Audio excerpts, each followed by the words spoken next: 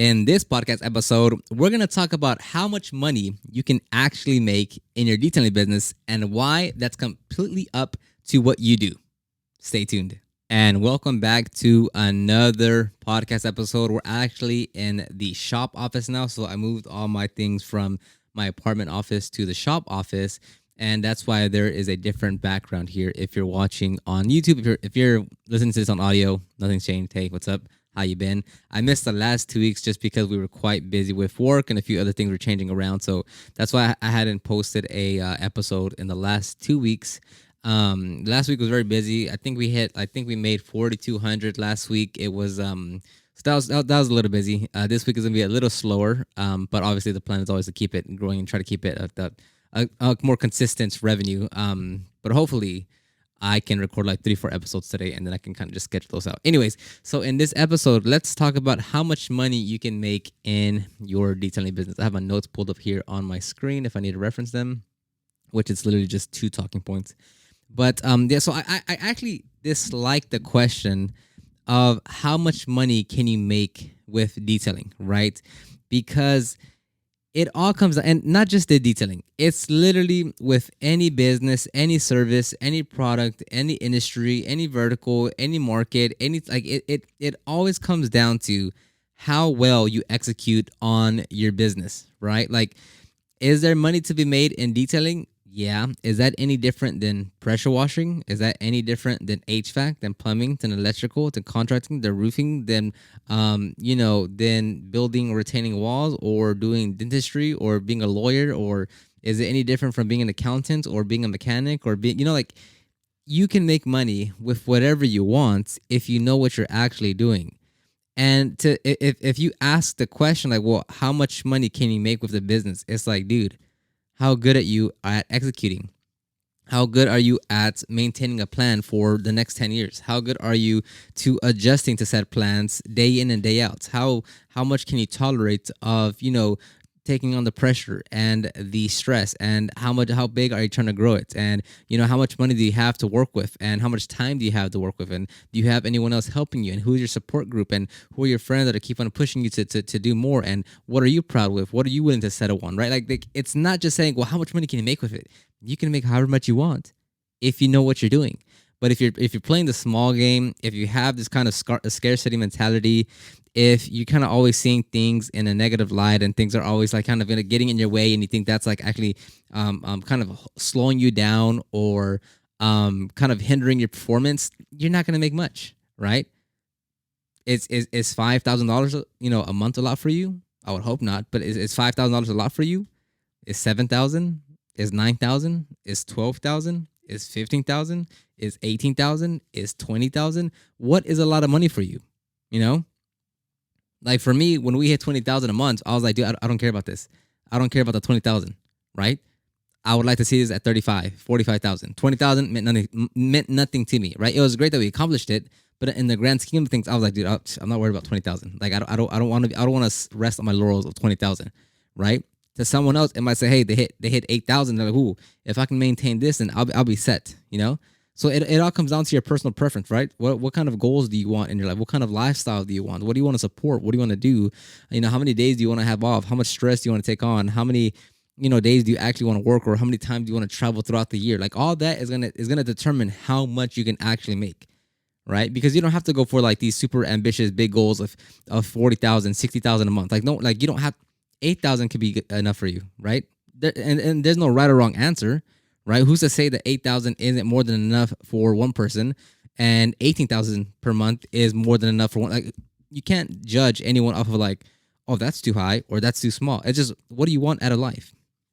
What do you want out of your business? What do you want to accomplish, right? And what time frame?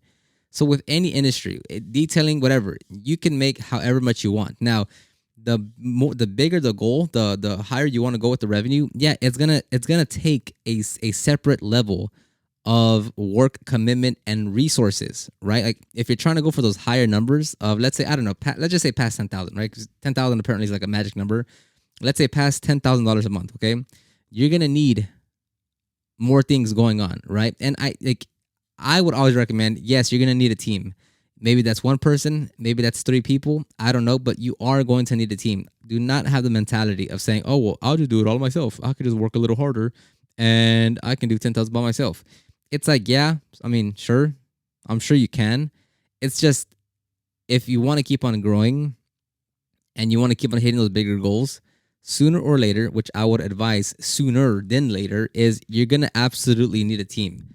Again, one person or three people or seven people, but you are able to do a lot more, tackle a lot more projects, get a lot more activity going on when you have a team around you. It is a huge night and day difference. And the way I I don't talk about this at all. Almost, yeah, I don't talk about this at all. But the way I look at it is you're not an entrepreneur until you hire someone. Until you, and if you're by yourself the whole time, I don't care if you're making 7,000, 8,000, 12,000. If you're by yourself the whole time, you're just a solopreneur. You're just a business owner, right? It's not until you actually hire someone where everything changes in terms of the perspective of how you run your business, because it's no longer just about you. There's someone else that depends on you to make things work, to make things happen, to bring in leads, to bring in work, to put hours on the board. Because if you don't, well, then that person doesn't get it. Doesn't get as much work, doesn't get as many hours, doesn't make as much money, doesn't do all these other things.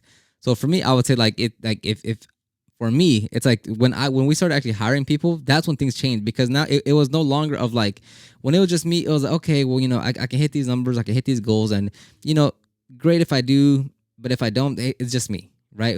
Where are the repercussions, right? I know my finances, I know what I need to clear, and if it's just me and someone cancels, someone reschedules, I don't book someone for the day or for the next couple of days, I'm covered, right? It's just me. I know what I have to spend. I know what I'm making.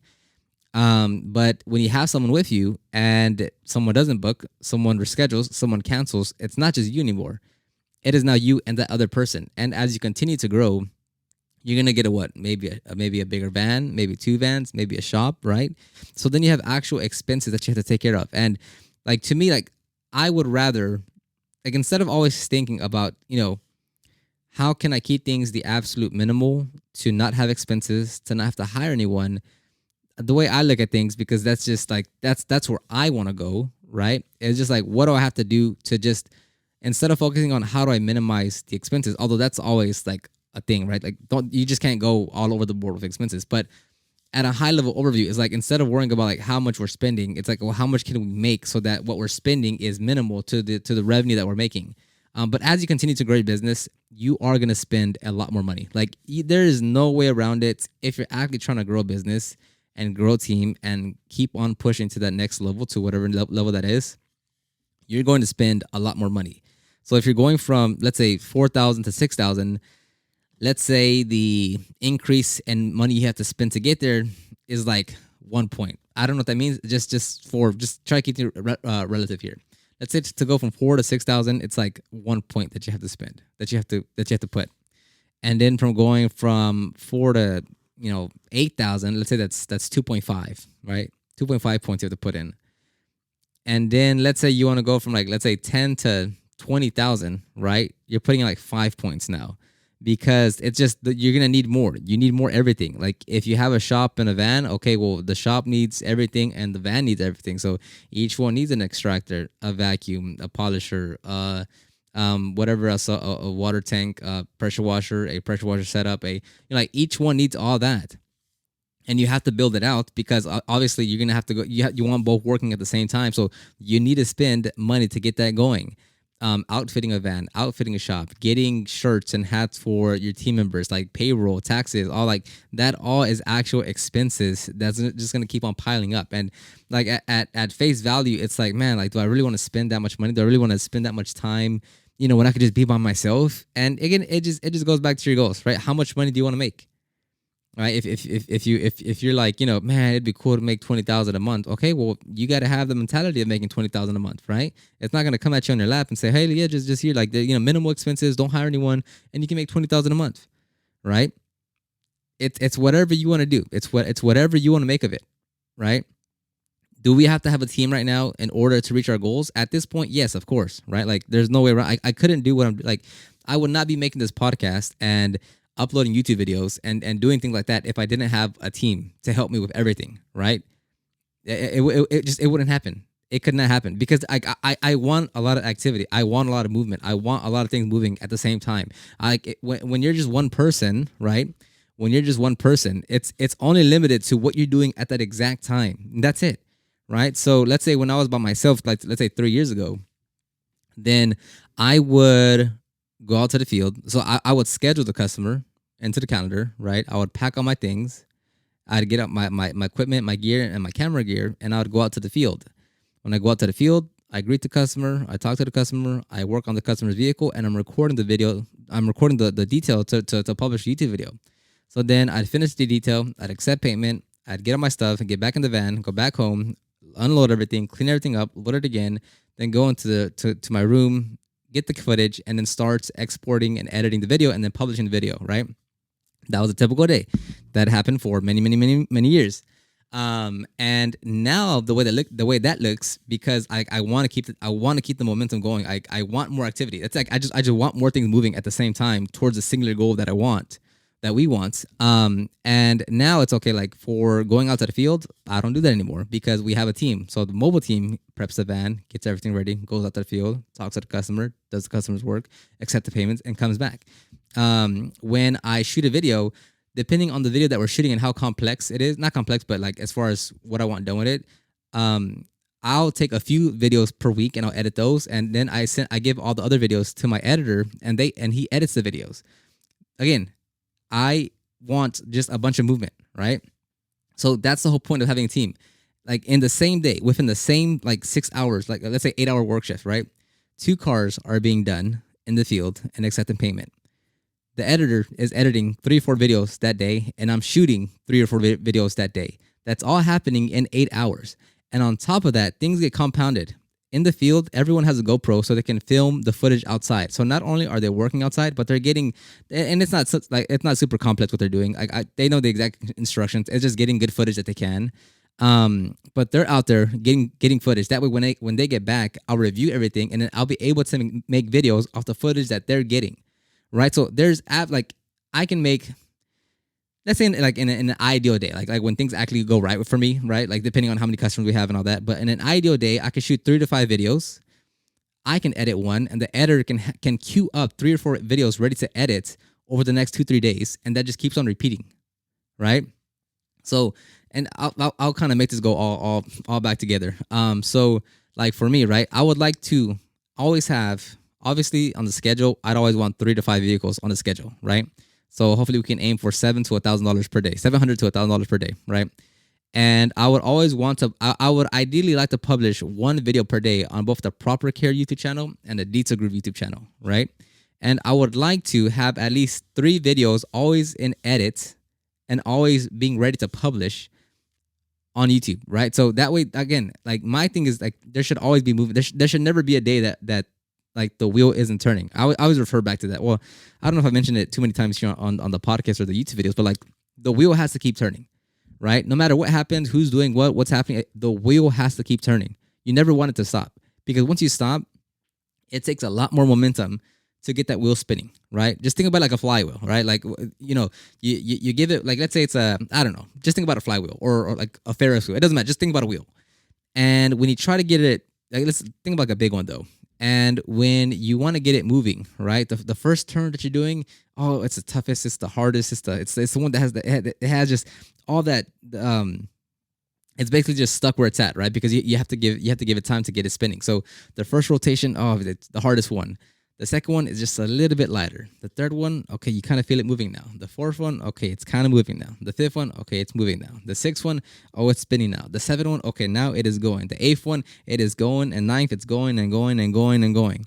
And the point of like you never want the wheel to stop is like the momentum should never stop. The activity should never stop. So that's why it's like a video should always be being worked on, right? Like the way I tell the editor is like a video should always be ready, like on a daily basis. One should be ready to publish, one should be getting edited on, and the other one should be ready to get edited on, right? Every day. Like there should always be 3 videos in queue that's ready to get published, that's getting edited, and that will be ready to be, that's next up in editing. If that's not happening, then that's on me to get more footage, right?